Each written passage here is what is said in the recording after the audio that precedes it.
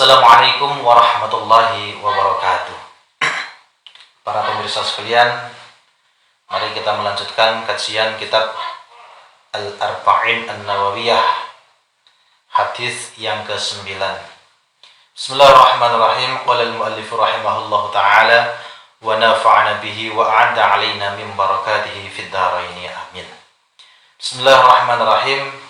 Al-haditsu at-tasi'u ay hadza al-haditsu at-tasi'u. Al-haditsu utawi iki iku hadis. Al-haditsu utawi iki iku hadis at-tasi'u kang kaping 9. At-tasi'u kang kaping 9. An Abi Hurairah, sinarita saking Abi Hurairah, rupane Abdurrahman bin Sakhrin. Abdurrahman bin Sakhrin radhiyallahu taala anhu. Qala ngendika sapa Abi Hurairah,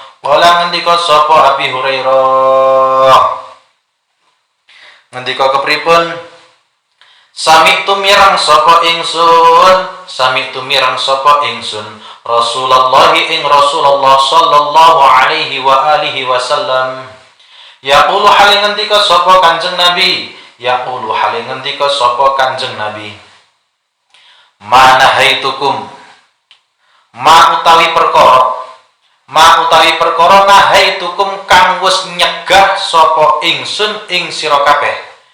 Nahaitukum kang wis nyegah sapa ingsun ing sira kabeh anhu saking ma. Anhu ada yang maknai anhu tinggal saking ma gitu. Anhu saking ma fajtanibuhu mongko ngedohana sapa sira kabeh ing ma. Fajtanibuhu mongko ngedohana sapa sira kabeh ing ma. Wama utawi perkara amatukum kang wis perintah sapa ingsun ing sira kabeh. Amatukum kang wis perintah sapa ingsun ing sira kabeh bihi kelawan faktu mongko padha nglakonana sapa sira kabeh. Faktu mongko padha nglakonana sapa sira kabeh minhu saking ma mastata'tum ing dalem selagine kuwasa sapa sira kabeh. Mastata'tum ing dalem selagine kuwasa sapa sira kabeh. Fa inna ma ahlaka mongko angin pestine wus ngrusak. Fa inna ma ahlaka mongko angin pestine wus ngrusak alladzina ing wong akeh min qablikum kang tetep saking sadurunge sira kabeh. Min qablikum kang tetep saking sadurunge sira kabeh apa kasratu masailihim akehe pitakonane alladzina wa ikhtilafuhum lan persulayane alladzina ala anbiyaihim ing atase pira-pira nabine alladzina rawahum riwayataken ing hadis sapa al-Bukhari Imam Bukhari wa Muslimun lan Imam Muslim. Hadis ke-9 diriwayatkan dari Abi Hurairah. Nama asli Abu Hurairah adalah Abdurrahman bin Sakhrin radhiyallahu taala anhu. Beliau berkata, sami'tu Rasulullah, saya mendengar Rasulullah sallallahu alaihi wa alihi wasallam bersabda. Bagaimana Rasulullah bersabda? Rasulullah bersabda, "Manahaitukum anhu fajtanibuhu." Sesuatu yang telah aku larang kepada kalian, maka jauhilah. Titik. Wa ma amartukum bihi fa'tu minhu mastata'tum. Dan sesuatu yang aku perintahkan kepada kalian, maka lakukanlah semampu kalian. Artinya, dari hadis ini kita bisa ambil kesimpulan bahwa ketika Rasulullah melarang kita tentang suatu hal, maka kita diperintahkan untuk menjauhinya dengan sangat menjauhi. Artinya tidak ada toleransi di dalam hal-hal yang diharamkan oleh Allah maupun Rasulullah. Semisal Allah mengharamkan khamr, Allah mengharamkan minuman keras. Lantas kita mengatakan, saya ingin mencoba sedikit saja, maka itu tetap tidak diperbolehkan. Jadi ketika Allah atau Rasulullah sudah melarang sesuatu, maka sedikit pun itu tidak boleh dilakukan. Termasuk melakukan zina. Bahkan mendekati hal-hal yang berpotensi menuju kepada perzinahan, itu pun dilarang oleh Rasulullah SAW. Akan tetapi ketika Rasulullah memerintahkan sesuatu, wa ma amartukum bihi fa'tu minhu mastata'tum. Ketika ada sesuatu yang aku perintahkan kepada kalian, maka lakukanlah semampunya. Tidak ada paksaan dalam melakukan perintah Allah. Ketika Allah memerintahkan, semisal contoh sholat, ketika kita mampu berdiri, maka lakukanlah dengan cara berdiri. Ketika kita tidak mampu berdiri, mampunya duduk, maka lakukanlah dengan duduk. Ketika tidak mampu duduk, mampunya tidur terlentang, miring ya, agak miring, maka lakukanlah seperti itu. Atau tidak mampu miring, mampunya terlentang, silahkan. Artinya Allah itu tidak ingin memberatkan umatnya pada sesuatu yang telah diwajibkan Allah maupun Rasulullah kepada kita.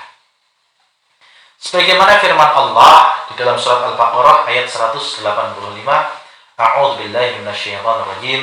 Syahrul Ramadan alladzi unzila fihi al-Qur'an hudan lin-nasi wa bayyinatin minal huda wal furqan. Faman syahida minkum asy-syahra falyashum wa man kana maridan aw 'ala safarin fa'iddatun min ayyamin ukhra. Yuridullahu bikumul yusra wa la yuridu bikumul usra wa litukmilul 'iddata wa litukabbirullaha 'ala ma hadakum wa la'allakum tashkurun. Artinya, beberapa hari yang telah ditentukan, beberapa hari yang telah ditentukan ialah bulan Ramadan, bulan yang di dalamnya diturunkan Al-Qur'an sebagai petunjuk bagi manusia dan penjelasan-penjelasan mengenai petunjuk itu dan pembeda antara yang hak dengan yang batil. Karena itu, barang siapa di antara kamu hadir di negeri tempat tinggalnya di bulan itu, maka hendaklah ia berpuasa pada bulan itu. Kemudian Allah menjelaskan lagi, dan barang siapa yang sakit atau dalam perjalanan, maka wajib baginya untuk berpuasa. Artinya Allah memberikan keringanan bagi orang yang dalam perjalanan, mungkin karena masyaqqah, keberatan, kesusahan di dalam perjalanan, mungkin capek, mungkin terlalu lelah, sehingga untuk melaksanakan puasa mungkin keberatan, maka Allah memberikan masyaqqah. Dia boleh untuk tidak berpuasa, tapi nanti wajib untuk mengqadai. Begitu juga dengan orang sakit. Yang sakit ini, ketika orang itu melaksanakan puasa, maka sakitnya akan semakin parah. Maka dia boleh untuk tidak berpuasa, tapi nanti mengqadai. Kemudian di dalam firman Allah tadi mengatakan, yuridullahu bikumul yusra wa la yuridu bikumul usra. Allah itu menghendaki kemudahan bagi kalian semua, dan Allah tidak ingin mempersulit kalian. Ini yang sesuai dengan hadis kita pada malam hari ini, yaitu hadis ke-9, bahwasanya Allah itu tidak ingin memberatkan kita, Allah tidak ingin mempersulit kita. Allah ingin kita melakukan ibadah dengan cara yang mudah, sesuai dengan kemampuan kita. Sebagaimana sabda Rasulullah, yassiru wa la tu'assiru. Mudahkanlah dan jangan mempersulitnya. Wa basyiru wa la tunaffiru. Bahagiakanlah dan jangan membuat orang lain lari dari kita. Itu hadis dari Rasulullah yang menjelaskan kalau Rasulullah sudah melarang sesuatu, maka kita harus menjauhnya sejauh-jauhnya. Tapi kalau Allah dan Rasulullah memerintahkan sesuatu, maka lakukanlah semampunya. Dilanjutkan hadis tadi, fa innama ahlakal ladzina min qablikum kasratu masailihim wa ikhtilafuhum ala anbiya'ihim. Sesungguhnya banyak sekali orang-orang sebelum kamu, mereka itu rusak, celaka karena kebanyakan bertanya. Akan tetapi ini bukan sekedar bertanya, tapi bertanya yang bersifat menentang, yang bersifat tidak terima, yang bersifat justru memberatkan diri sendiri. Berbeda dengan pertanyaan yang di situ untuk mencari ilmu. Karena kalau orang yang bertanya dalam mencari ilmu itu sangat dianjurkan sekali. Karena mencari ilmu sendiri merupakan suatu kewajiban yang diwajibkan oleh Allah. Sebagaimana hadis Rasulullah, talabul ilmi fardhatun 'ala kulli muslimin. Mencari ilmu adalah kewajiban bagi setiap orang muslim. Maka bertanya untuk mencari ilmu dengan bertanya karena menentang ini sangat berbeda. Maka yang dimaksud dalam hadis ini adalah bertanya yang menentang, bukan karena ingin cari tahu tentang kebenaran sesuatu. Wa ikhtilafuhum ala anbiya'ihim, dan karena mereka menentang para nabi-nabinya. Kita lihat Bani Israel, ketika diperintahkan oleh Allah untuk menyembelih sapi, mereka tidak serta-merta mengiyakannya. Lantas bertanya, sapi yang akan disembelih itu jantan atau betina? Warnanya apa? Beratnya seberapa? Justru dengan kebanyakan bertanya ini akan memberatkan. Juga seandainya mereka tidak kebanyakan bertanya, disuruh menyembelih langsung laksanakan saja, maka Allah tidak akan mempersulitnya.